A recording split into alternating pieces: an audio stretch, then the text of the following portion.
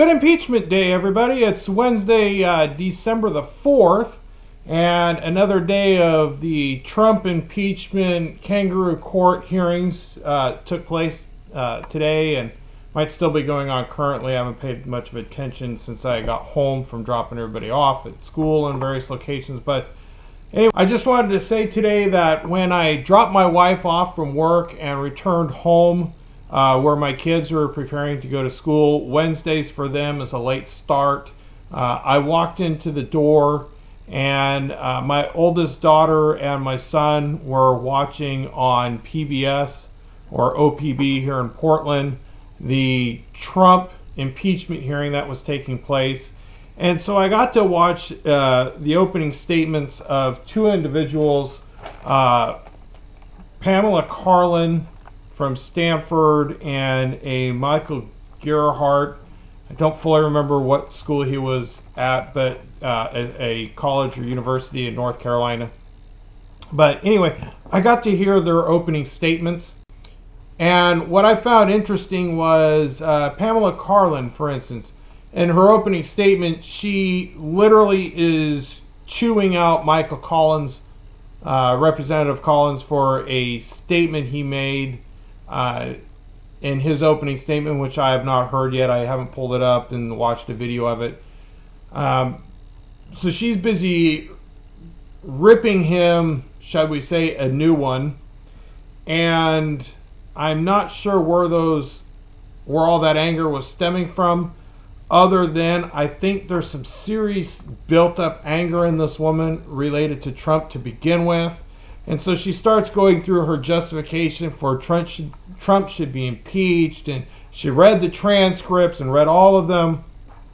And as somebody who's not a law professor like she is, I watched the testimonies that took place, at least the ones that were aired on TV.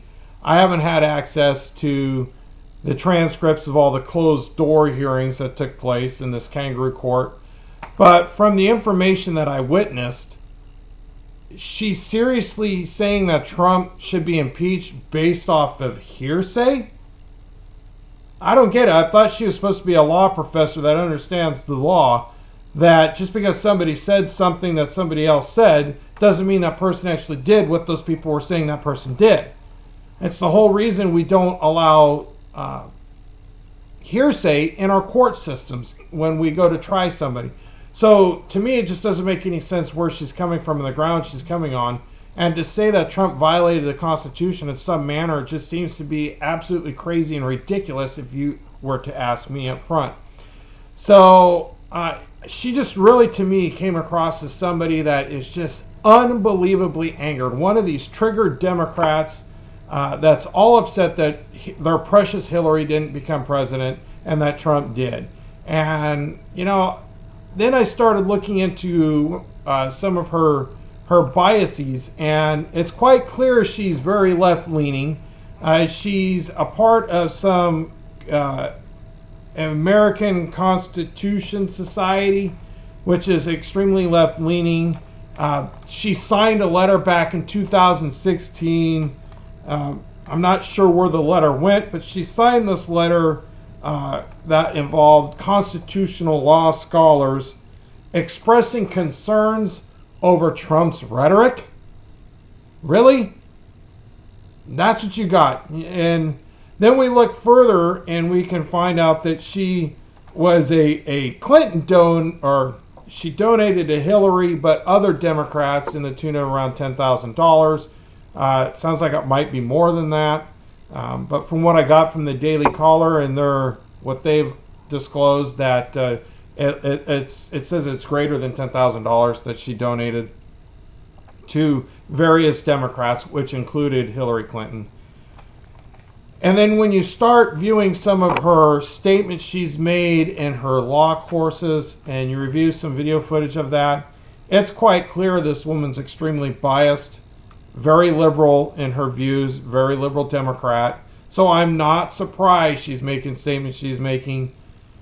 But it's just scary that this law professor is seeing an impeachment of a president based off hearsay. I just don't get it. I don't understand where they're coming from. And maybe that's because I'm not an attorney. I haven't gone to some leftist law school to understand the leftist mind more, but it just doesn't make sense to me.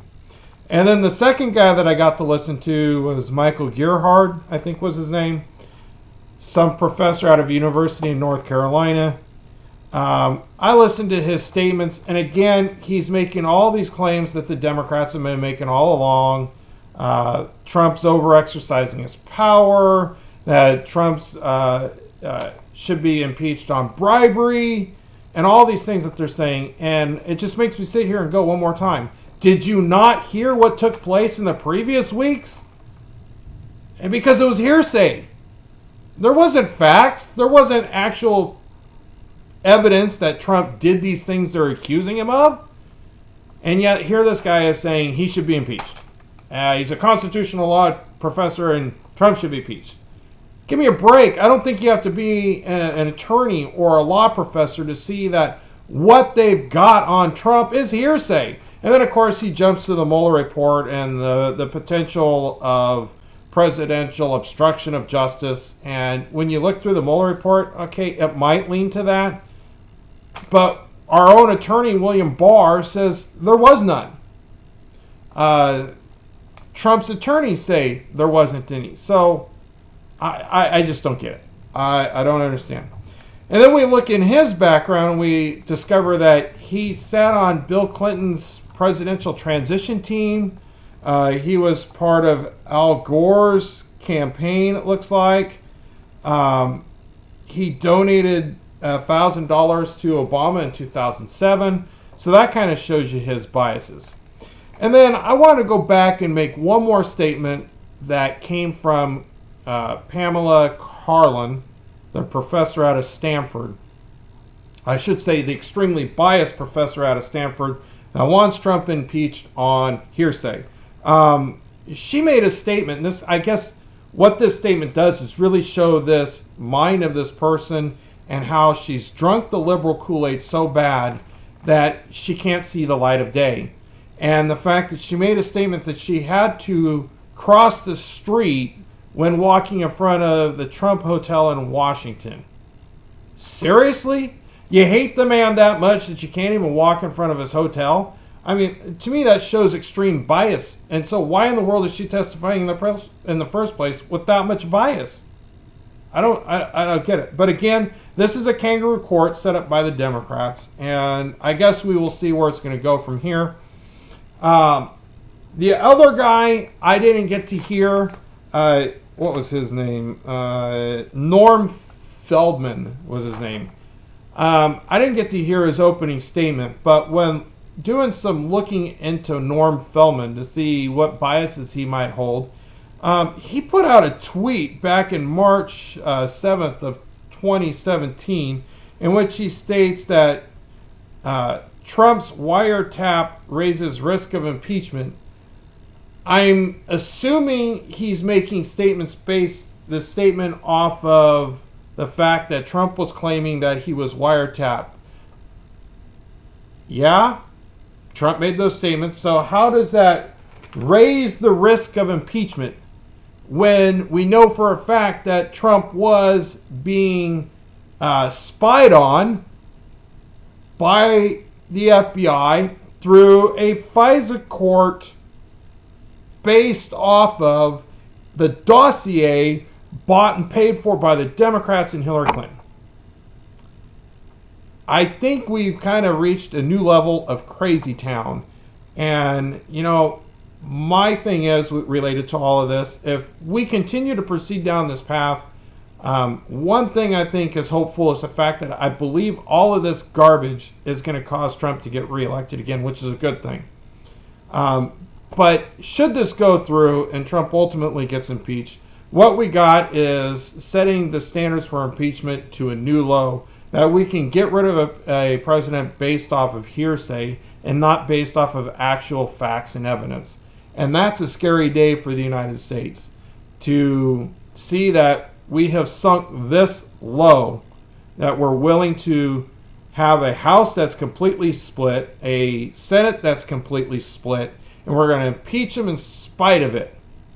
One would think that if Trump literally did something wrong, there would be some people on the Republican side that would jump on board this impeachment. But what I've seen so far is we've got 100% of the Republicans saying no, at least those that are sitting on the committees, saying no, there is no impeachment here. And we have 100% of the Democrats sitting on the committee saying yes, there are impeachments. But keep in mind, some of those Democrats sitting on the impeachment hearings are that whack job from California. Actually, several whack jobs from California. Adam Schiff. Then you got that Eric Swalwell, unbelievable twit from California. And now we have the one guy who's leading the Judiciary Committee, Nadler, and I must say, he looks like Jabba the Hutt sitting there. I expect him to reach down in a bowl of water and pull out some sort of animal and start gnawing on it, because he reminds me of Jabba the Hutt every time I see him sitting in that chair position. It's just crazy. I think we could make a soap opera based off of what's taking place in the United States today. And, you know, I really think the U.S. is, in some ways, is becoming the laughing stock of the world, to see that our government is doing what it's doing based off of, I heard from somebody who heard from somebody that Trump did something. It's just nuts. And yet we let people walk freely like Hillary Clinton, who are known to have committed felonies. We've definitely reached a new low. So anyway, that's my thoughts for today. Thank you for turning into my channel. It is greatly appreciated. If you like my content, please hit like and subscribe. And thanks for watching. Have a good afternoon, and hopefully things get better related to this impeachment hearing. Take care, and God bless.